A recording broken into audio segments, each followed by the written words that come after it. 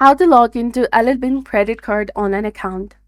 Hi everyone, welcome back to our channel. In this video presentation, we'll be discussing about logging into L.L.Bean Credit Card account. So let's get started. First of all, you have to launch any of the web browser on your computer or your mobile device. Then type in L.L.Bean Credit Card in the search bar and hit enter in your keyboard. Then you will come across various websites from where you need to locate and click on the second link that is indicating L.L.Bean Credit Card sign on or apply online. Then you will be directly taken to the login portal and the official website of L.L.Bean Mastercard.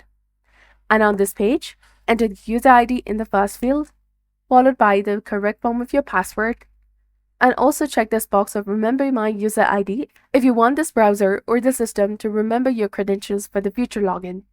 And in the case if you have forgotten your password or your user ID, you can simply go ahead and click on this retry user ID or reset password link in order to retry and reset both of your credentials.